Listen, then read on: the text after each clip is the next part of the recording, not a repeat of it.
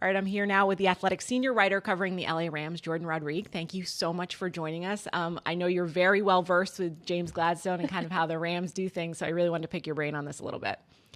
Thank you so much for having me. How is LA Rams East It's going? it's going really well. We love the vibe in the building. It's very, I mean, obviously beach towns and whatnot, but yes, we're loving this. It's very lighthearted. The change was immediate.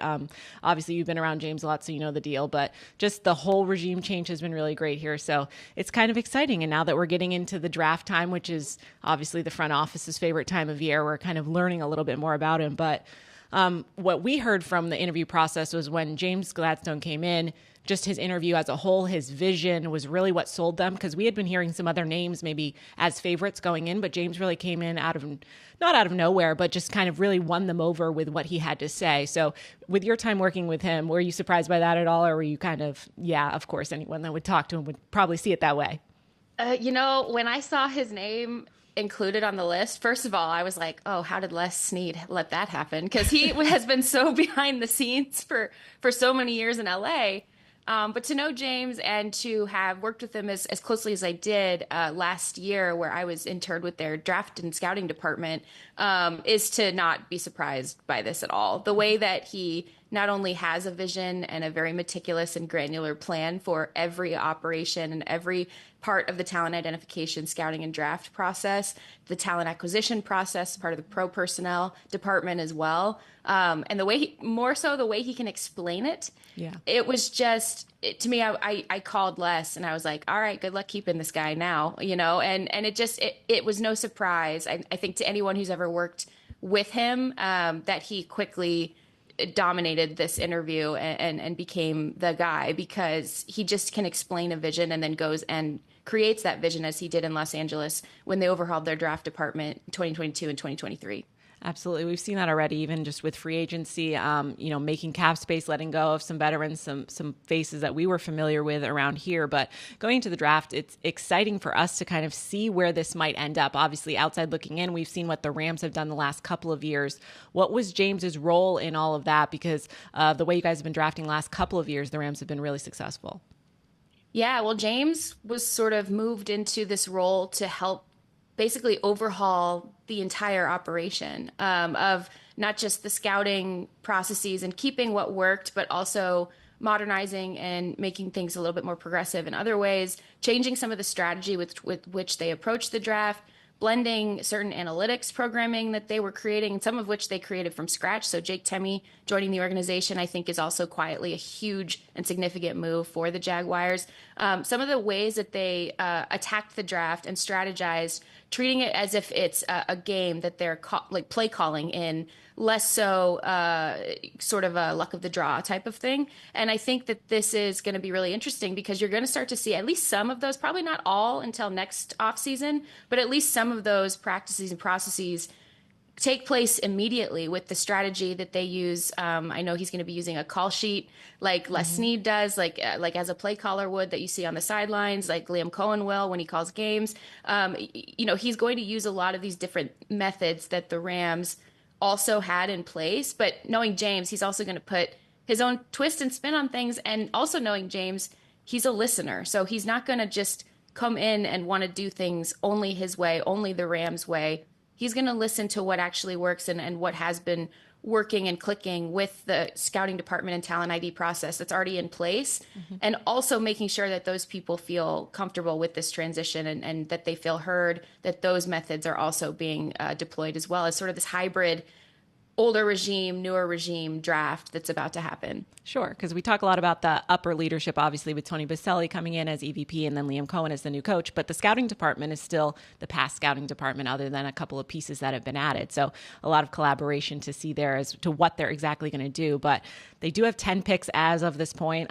Four or six of them are in the first couple of rounds of the draft. So to kind of hear those numbers, I mean, with the Rams, obviously, it's not necessarily going to be the exact same way that he's done it before, but would anything surprise you with how he functions, or is it kind of just be prepared for anything with him?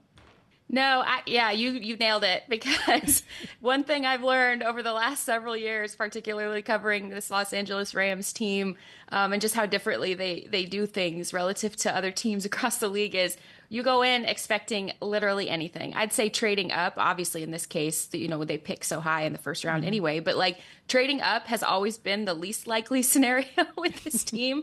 But I recall, I did an interview with James and Greg Rosenthal for NFL Daily at the Combine, and James slipped in this little, oh, we have 10 picks for now. Yep. That totally got my trigger going in turn. Okay, yeah, all right. Well, the Rams had 14 picks when they were totally rebuilding their roster in 2023 and replacing some of those patch and go older, cheaper veterans on those contracts as they went. Bringing in the large free agency class sent a signal to me that they're going to try to, over time, take those spots and fill them with draft picks that they're going to draft and develop, but also need those veterans to help the young kids grow, right? And also need those veterans to help maintain the viability of the roster while those players are developing. So I would not be surprised to see James go get as many picks as he possibly can.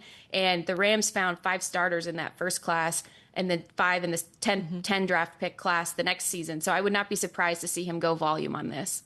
We've heard a lot about obviously draft and develop, but giving them a chance as rookies to be contributors right off the bat, right? So picking at 5, at least for us, what we've been discussing, there's a lot of positions they could go with. I always say anything besides quarterback, I wouldn't be surprised whatsoever. So what are some things that James really values in terms of when looking at draft picks, not necessarily always need of the team, but what's something he values in the players that he evaluates? Yeah, I will be interested to see how this develops in your building and in their building, because I certainly got a firsthand look of how this developed in Los Angeles under James, where the Rams have found a way to, and I don't want to say quantify because I think that's reductive of what it actually is, but to articulate like how a person, a human being, will fit not just within their building, but also within Sean McVay's offense. And I know Liam is incredibly drawn to that and also has firsthand experience with that. And that takes an extremely high level of communication between the coaching staff and the front office, which I know is a priority for the 3 people in leadership in Tony, James, and Liam. And I think that that's what is going to really inform like the type of person that they decide to bring in. The Rams started throwing out some of these, I guess, stereotypical like traits-based analyses. They don't really care about arm length if the player could play. Braden Fisk is an example of that. They don't really care about the age of the player if the player can come in and contribute. Injury history is always going to be a flag for any team, but they're willing to overlook certain things if they know that they can get that player with, in their building with Reggie Scott and in the training staff. Those types of things are weighed in part and parcel with a huge emphasis on these surveys that they do, these, personality assessments that they do, that they kind of blend together in a bespoke evaluation that they've created over time.